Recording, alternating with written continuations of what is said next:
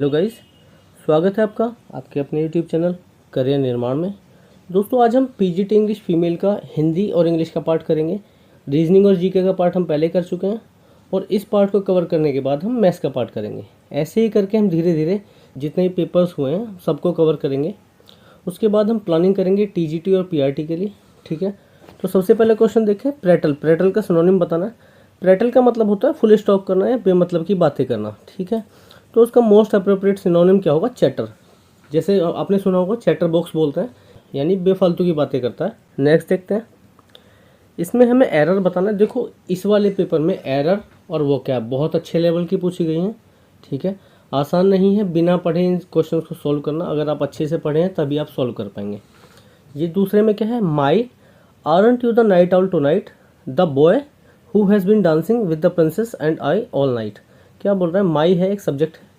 Aren't you the night owl tonight, क्या तुम वो नाइट आउल नहीं हो? नाइट आउल मतलब रात में जगने वाले। द बॉय, वो लड़का जो हमारे साथ रात में डांस कर रहा है। किसके साथ में? प्रिंसेस के साथ और मेरे साथ में। ठीक है, तो इसमें क्या देखो, शुरू में देखो aren't you the night owl tonight, interrogative question है। क्वेश्चन पूछना तो क्वेश्चन मार्क करना ज़रूरी है। तो इसमें लास्ट वाले सेंटेंस में एरर इसीलिए है क्योंकि इंटेरोगेटिव सेंस है, इसलिए क्वेश्चन मार्क करना कंपलसरी है। इसमें क्वेश्चन मार्क नहीं है, इसे सिंपल सेंटेंस बना दिया, इसलिए हमारे थर्ड पार्ट में एरर है। नेक्स्ट आते हैं, इसमें हमें करेक्शन बताना है, सेंटेंस करेक्शन। अच्छे लेवल का पेपर है ये, आसान पेपर नहीं है बिल्कुल भी। क्वेश्चन क्या बोलता है? The question is not if he did it but how. Question ये नहीं है कि उसने ये किया, बट कैसे। तो इसमें एरर बताना। देखिए, इसमें एलिमिनेशन से करेंगे हम सारे क्वेश्चंस के जितने भी क्वेश्चन सॉल्व करेंगे उसको ऑप्शन के थ्रू करने की भी कोशिश करेंगे, क्योंकि कई बार ऑप्शन के थ्रू करना आसान होता है, तो इसलिए सारे ऑप्शन को कंसिडर करेंगे हम। देखिए, सबसे पहला देखते हैं, द क्वेश्चन इज। देखो, द क्वेश्चन से शुरू हो रहा है, इसका मतलब इंटेरोगेटिव सेंस नहीं है, सिंपल है, तो क्वेश्चन मार्क नहीं आएगा। ये खत्म हो गया पहला ऑप्शन हमारा। दूसरा देखिए, is not if he has done it but how has. देखो, इसमें सेकेंड पार्ट में हाउ हैज़ आ गया। हाउ के साथ इंटेरोगेटिव उसके साथ में वर्ब पहले आ गई, तो वर्ब पहले आती है तो इंटेरोगेटिव सेंस बन रहा है, तो ये भी नहीं होगा। इसके बाद तीसरा देखते हैं, is not if he did it. इसमें भी क्वेश्चन मार्क आ गया, जबकि सिंपल सेंटेंस है, तो इसलिए आंसर क्या हमारा? No correction required. चौथा question, the lady in red had an dash smile which made all the man curious about her. ऐसी कौन सी स्माइल थी उसकी जो सारे आदमी जो थे वो क्यूरियस हो गए जानने के लिए कि क्या है इसकी स्माइल के पीछे। एनिग्मेटिक का मतलब होता है मिस्टीरियस, और यहाँ पे यही सबसे अप्रोप्रिएट है। उसके बाद cast iron stomach. Cast iron stomach किसे बोलते हैं? ऐसा इंसान जो कुछ भी खा ले उसे हजम हो जाता है, तो इसलिए सेकंड ऑप्शन करेक्ट है। Someone who has no problems complications और ill effects with eating anything. कुछ भी खा ले, लोहा भी हजम हो जाता है उन्हें। अगला देखते हैं, sixth question, mister Pierce eases his workload by having his secretary pick out the mail that is most important and dash everything else to the recycle bin। ठीक है, क्या बोल रहे हैं? मिस्टर पियर्स जो हैं अपने काम को आसान बना लेते हैं अपने सेक्रेटरी को बोल के कि मोस्ट इंपॉर्टेंट मेल को तो रख लो अपने पास में, पिक कर लो और बाकी को रिसाइकल बिन में भेज दो। रेनेगेट क्यों नहीं हो सकता इसमें? रेनेगेट होता बागी, तो बागी का कोई मतलब नहीं है। रिकैल्सिट्रेंट क्यों नहीं हो सकता? रिकैल्सिट्रेंट का मतलब होता है जो ऑर्डर को फॉलो ना करे।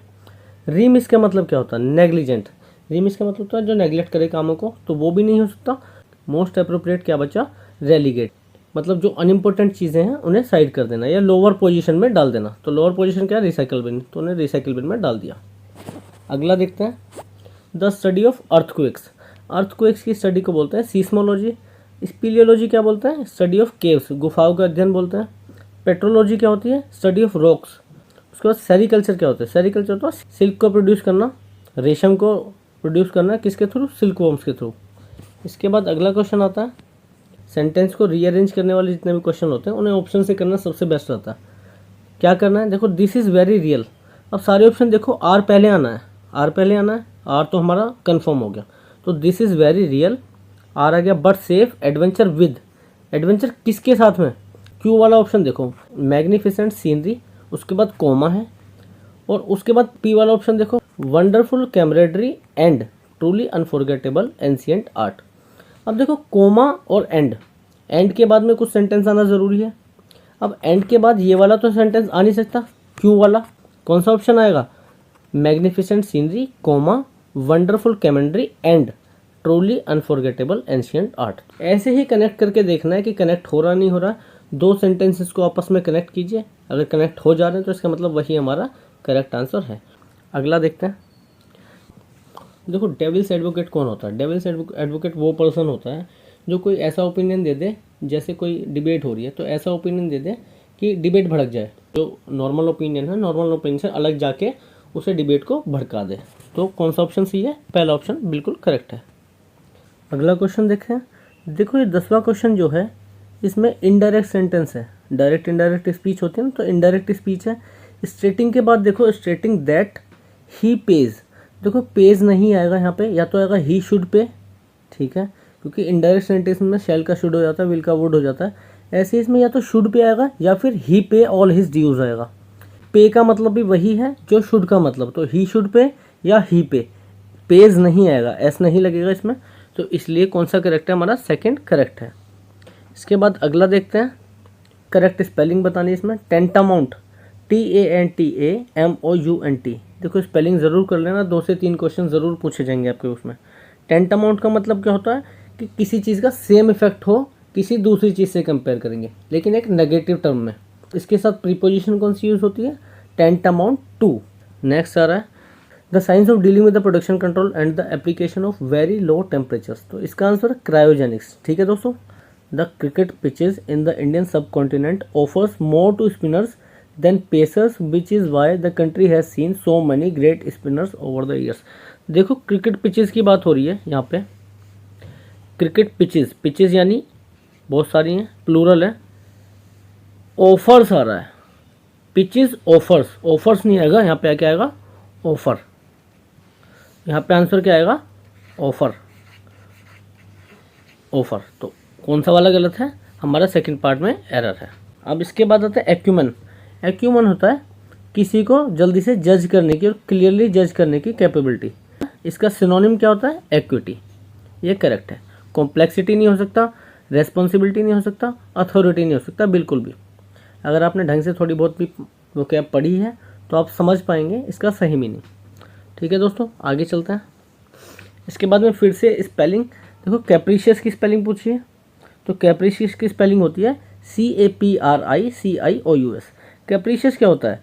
कोई अपना बिहेवियर सडनली चेंज कर दे। उसके बाद में पैसेज आ गया। पैसेज में मैंने क्या बताया? पहले क्वेश्चन पढ़ लेना, उसके बाद आंसर देना।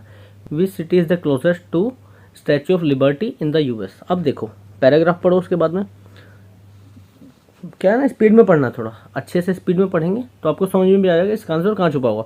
देखो, पढ़ो पहली लाइन, उसके बाद में दूसरी लाइन, ठीक है। अब देखो, तीसरी लाइन में देखो, the Statue of liberty stands on liberty island near Manhattan. Near Manhattan है ना, तो क्लोजेस्ट कौन हुआ? मैनहट्टन इसका क्लोजेस्ट हुआ। उसके बाद में दूसरा क्वेश्चन है, according to the passage which of the following statement is incorrect. Incorrect कौन सा है? इनको सारे ऑप्शन को पढ़ लेंगे। पहली लाइन पढ़ो, दूसरी लाइन पढ़ो, तीसरी लाइन पढ़ो, ठीक है। अब देखो, 5वीं लाइन में पढ़ो, the Statue of Liberty is not only the tallest statue in America. क्या बोल रहा है? स्टैच्यू ऑफ लिबर्टी जो है अमेरिका में सबसे टॉलेस्ट स्टैच्यू ही नहीं है, it is also one of the most recognisable American symbols. देखो, टॉलेस्ट स्टैच्यू इन अमेरिका है, ना कि टॉलेस्ट स्टैच्यू इन वर्ल्ड। तो ऑप्शन क्या हुआ? The Statue of liberty is the tallest statue in the world. ये गलत ऑप्शन है, क्योंकि टॉलेस्ट स्टैच्यू बस अमेरिका में है, ये वर्ल्ड में टॉलेस्ट नहीं है। उसके बाद में 18वां question, exact measurement of statue of liberty including its pedestal. ठीक है, पेडेस्टल तक इसकी हाइट पता नहीं है कितनी है। अब देखो, हाइट कहाँ पे लिखी हुई है? कहीं पे नंबर लिखे हुए हैं। देखो, दूसरा पैराग्राफ देखो, the Statue of Liberty is huge from the tip of the torch to the pedestal on which she stands. She is just over 151 feet tall. If you include the pedestal, she stands more than 305 feet off the ground. If you include pedestal, हमसे क्या पूछा है? Pedestal को include करते हुए। तो कितना answer है? 305 फीट से ज़्यादा। आंसर क्या हुआ हमारा? 305 फीट। उसके बाद में 19वां क्वेश्चन है, the Statue of liberty was a gift from which country. कहीं पे गिफ्ट का मेंशन है, लास्ट पैराग्राफ में दूसरी line, the statue itself was a gift from France. क्या पूछा है? किससे गिफ्ट किया गया? तो फ्रांस से। उसके बाद में अगला देखेंगे, स्टैच्यू ऑफ लिबर्टी क्या रिप्रेजेंट करता है? अब देखो लास्ट पैराग्राफ में पढ़ो, 8वीं लाइन में पढ़ो, the Statue of liberty which represent freedom. Freedom का मतलब क्या होता है? स्वतंत्रता। लिबर्टी का मतलब भी यही होता है। तो क्या रिप्रेजेंट करती है ये? लिबर्टी। ठीक है दोस्तों, तो हमें ऑप्शंस को भी देख के चलना है और हमें पैराग्राफ को भी अच्छे से पढ़ लेना है। ठीक है दोस्तों, तो ये हमारा इंग्लिश का पार्ट कंप्लीट हो गया। इसके बाद में हिंदी देखते हैं। एक पंथ दो काज। एक पंथ दो काज का मतलब है एक ही उपाय से दो काम निकाल लेना, एक तीर दो शिकार, उसी तरह से एक पंथ दो काज। अगला देखते हैं, उपयोगी का एंटोनिम यानी विलोम शब्द पूछा है, तो अनुपयोगी, ये तो हमें पता ही है। सागर प्लस उर्मी, अब देखो इसे ऑप्शन से करेंगे। पहला देखो सगारमी, सगारमी हो नहीं सकता बिल्कुल भी, संधि विच्छेद इसका। सगर्मी भी नहीं हो सकता, आ आना जरूरी है, साग तक तो पूरा आएगा। इसके बाद में सगर्मी तीसरा भी नहीं हो सकता, बचा कौन सा? चौथा ऑप्शन, तो चौथा हमारा करेक्ट आंसर है। दोस्तों तद्भव शब्द कौन से होते हैं? जो संस्कृत से कुछ अपना रूप बदल के हिंदी में आ जाते हैं। जैसे अश्रु को आंसू बोल दिया, तो आंसू क्या है? तद्भव है। लेकिन अगर अश्रु को अश्रु बोलें तो वो तत्सम है, क्योंकि ऐसा का ऐसे ही उठ के आ गया। तो तद्भव पूछा है। चर्म का देखो, अश्रु हो नहीं सकता, देह हो नहीं सकता, मूषक हो नहीं सकता, क्योंकि ये तत्सम शब्द है। बचा कौन सा हमारे पास? चमड़ा, तो चमड़ा हमारा करेक्ट आंसर है। इसके बाद में सही स्पेलिंग पूछी है। सही स्पेलिंग अगर आपने ढंग से पढ़ा है, देखो वैसे भी अगर देख लो ऑप्शन के थ्रू, पहला हो नहीं सकता, दूसरा हो नहीं सकता, चौथा हो नहीं सकता, तो बचा कौन सा ऑप्शन? तीसरा ऑप्शन, यही हमारा आंसर है।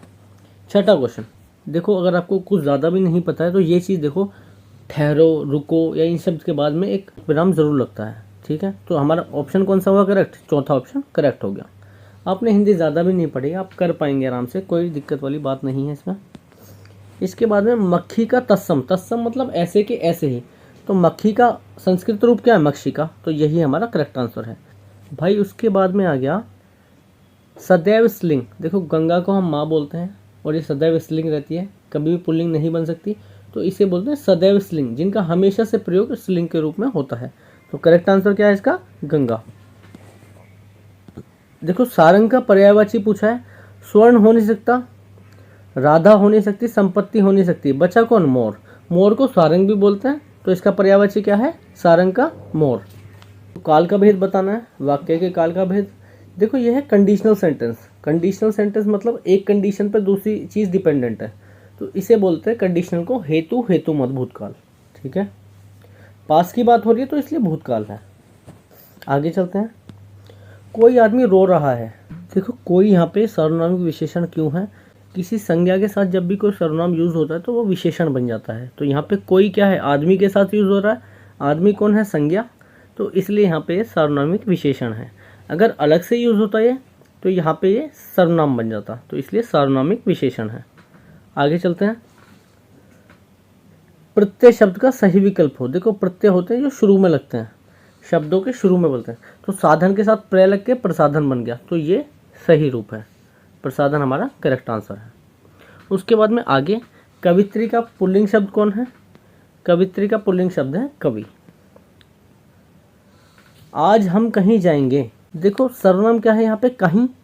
कहीं मतलब कहीं प्लेस की बात हो रही है, कहीं किसी प्लेस के बारे में दर्शा रहा है, लेकिन कौन सी प्लेस है ये नहीं बता रहा, तो इसलिए अनिश्चयवाचक सर्वनाम होता। अगर प्लेस का नाम डिस्कस होता तो यहाँ पे निश्चयवाचक होता, यहाँ पे निश्चयवाचक नहीं है क्योंकि प्लेस का नाम नहीं बता रहा है, इसलिए अनिश्चयवाचक सर्वनाम। आगे चलते हैं। इस मुहावरे का अर्थ बताना है खेल खेल में। खेल खेल में जैसे हमने बता दिया, हमने खेल खेल में जीत लिया वो मैच, हमने खेल खेल में काम करते। खेल खेल का मतलब होता है आसानी से। इसके बाद में देखो ये गद्यांश दिया हुआ है, उचित शीर्षक ये क्यों है। देखो विज्ञान के बारे में बातें हो रही हैं इस पैराग्राफ में, लेकिन हमें क्या बताना है? कॉम्प्रिहेंसिव आइडिया देना है। कोई भी शीर्षक एक कॉम्प्रिहेंसिव होता है जो सब चीज़ों को कवर करे। तो प्राचीन काल और आज के युद्ध में अंतर, ये करेक्ट ऑप्शन क्यों है? क्योंकि कॉम्प्रिहेंसिव आइडिया दे रहा है कि हम कंपैरिजन भी कर रहे हैं पुराने के साथ और नए की चीज़ भी बता रहे हैं। विज्ञान का महत्व इसलिए नहीं है क्योंकि खाली विज्ञान की बात नहीं हो रही है इसमें युद्ध की बात हो रही है और काफ़ी और चीज़ों के बारे में भी बात हो रही है। तो कॉम्प्रिहेंसिव क्या है? प्राचीन काल और आज के युद्ध में अंतर। लास्ट पैराग्राफ में देखो, रडार का उपयोग द्वितीय विश्व युद्ध में प्रारंभ हुआ। तो आंसर क्या हो गया हमारा? द्वितीय विश्व युद्ध। तो हम पहले ऑप्शन पढ़ेंगे, उसके बाद में पैराग्राफ में देखेंगे कहीं पर डिस्कशन हो रहा है क्या उस शब्द का, और वहाँ से हम आंसर ढूंढ लेंगे। तो भाई उसके बाद में क्या हुआ? मानव प्रहरियों का स्थान अब किसने ले लिया है? अब देखो दूसरा पैराग्राफ पढ़ो। अब मानव प्रहरियों का स्थान बहुत हद तक यांत्रिक प्रहरियों ने ले लिया है, जो मानव से कहीं अधिक सजग, त्रुटिहीन, क्षमतावान है।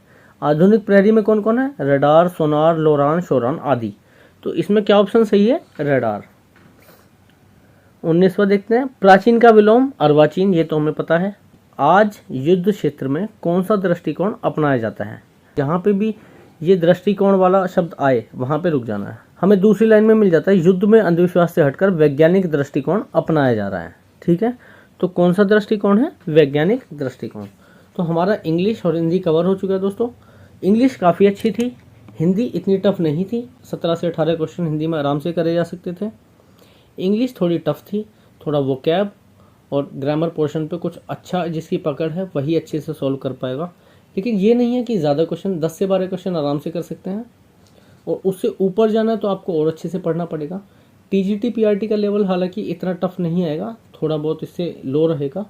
कोशिश कीजिए आप अच्छे से जितने भी पेपर्स आए उन्हें सॉल्व करिए। मैं तो कराऊंगा ही, आप भी खुद से कोशिश कीजिए आप कर पाए उन्हें। इसके बाद में हम मैथ्स कवर करेंगे, और आपने अगर पुरानी वीडियो नहीं देखी है रीजनिंग और जीके वाली, आप वो भी देख लीजिए। और आप पैटर्न एनालिसिस करना है तो मेरी 140 प्लस वाली वीडियो जो है वो देख लीजिए, उसी तरह का पैटर्न कुछ रिपीट हुआ है यहाँ पे भी।